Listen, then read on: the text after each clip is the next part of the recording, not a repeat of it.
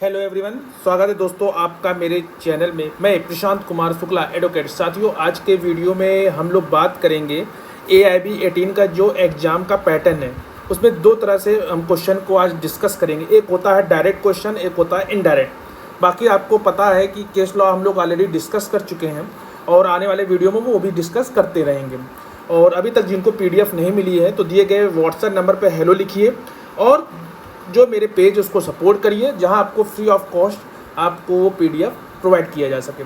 तो चलिए शुरू करते हैं। जो डायरेक्ट क्वेश्चन है, सबसे पहले बात कर लेते हैं डायरेक्ट क्वेश्चन में। तो AIB 18 का जो पेपर होगा वो डायरेक्ट और इनडायरेक्ट दोनों पे डिपेंड रहता है।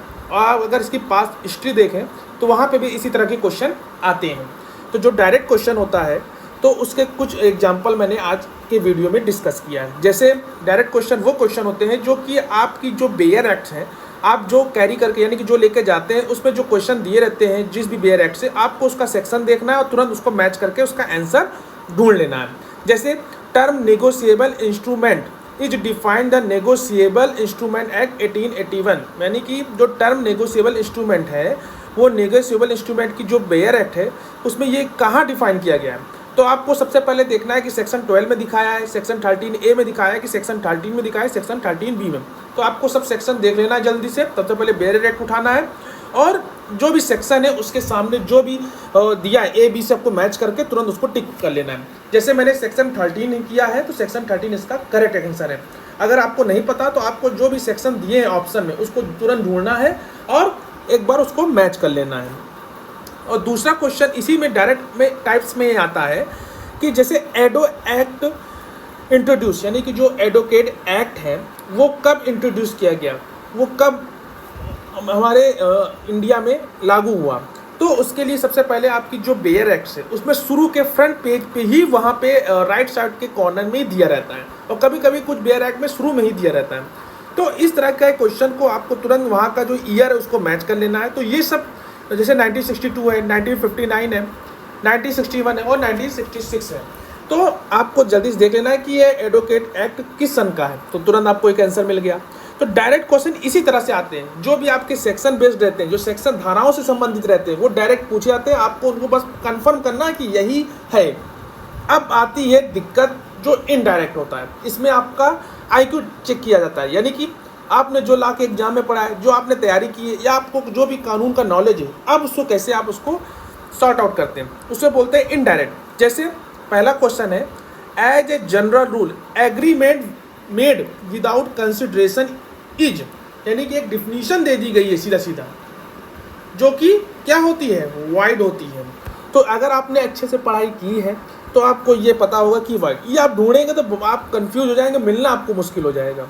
लेकिन एक चीज़ आपको इसको ढूंढने का भी तरीका ये है कि जैसे एग्रीमेंट, तो एग्रीमेंट कहीं ना कहीं टर्म डिफाइन किया गया होगा कॉन्ट्रैक्ट एक्ट में, तो तुरंत एग्रीमेंट से ढूंढ के देख लीजिए कि इसमें वाइड होगा कि वाइडेबल होगा कि वैलिड होगा कि अनलॉफुल होगा। तो ये एक तरीका है जिसको आपको ध्यान में रखते हुए, जैसे जो क्वेश्चन पूछ रहा है उसी से उसके जो टर्म है, जैसे एग्रीमेंट, कंसिडरेशन, दो टर्म निकले इसमें से, तो आपको एग्रीमेंट और कंसिडरेशन में से तुरंत ये डिफिनीशन को देखना है और जहाँ पे भी इसका आंसर मिले तुरंत आपको टिक कर लेना है। इसे बोलते हैं इनडायरेक्ट क्वेश्चन।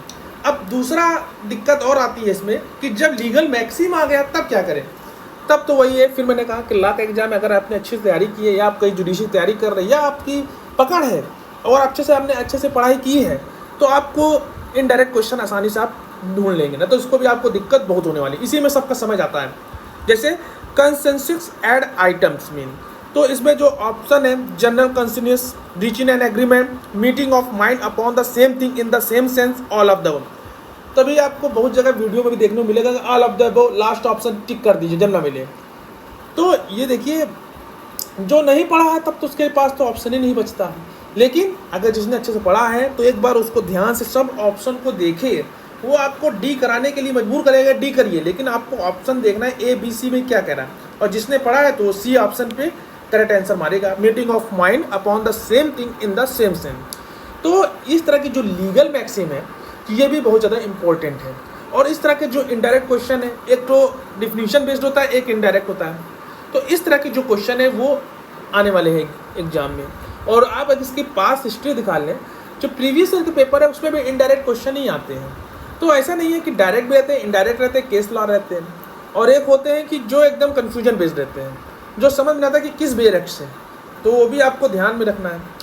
तो आज की वीडियो में आशा करते हैं कि आपको समझ में आया होगा, और जो आपकी AIB 18 की तैयारी चल रही है वो आशा है कि अच्छे से चल रही होगी।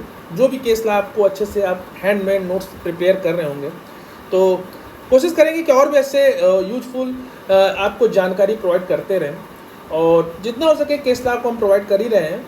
और कोई भी पूछ रहा था कि सर केस लॉ क्या ये सफिशिएंट है, मैं तो कहूँगा बिल्कुल नहीं सफिशिएंट, क्योंकि आप जितना हो सके जहाँ से हो सके पढ़िए, क्योंकि कोई इसकी लिमिट नहीं है। लेकिन जितना हो सके आप, टाइम कम है तो जो भी प्रोवाइड करें उसको पढ़ते जाइए, और जो भी आपके पास मौका मिले उसको पढ़ लीजिए।